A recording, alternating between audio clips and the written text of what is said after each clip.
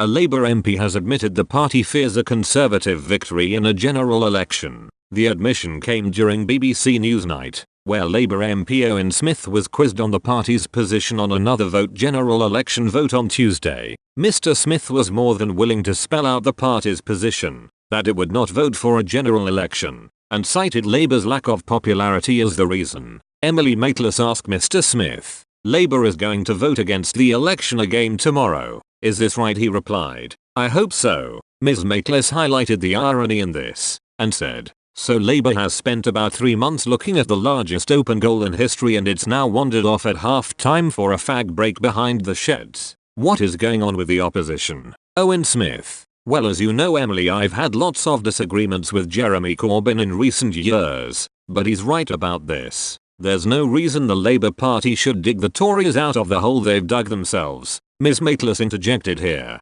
"Dig the Tories out of a hole by getting elected." Mr. Smith seemed stumped here, falling over his words. Ms. Maitlis used the opportunity to deliver a second blow to the Labour man and said, "I mean, isn't that the point of an election? That you actually want the leader of your party to be in power?" Mr. Smith replied, "Yes, ordinarily, that's absolutely true. However, this would be the first time I think in history when a party had come from where we currently are, 15 or 16 points in some of the polls. On Monday, the government was defeated in its bid to push through a December general election. The Commons backed the government's election motion by 299 to 70, this being well short of the 2/3 majority needed as prescribed by the Fixed-Term Parliaments Act. All Conservative MPs backed the motion, but the vast majority of Labour MPs abstained, as well as the SNP and UP. The vote came after Boris Johnson, the Prime Minister, accepted the EU's offer of an extension to the Brexit process to the 31st of January 2020.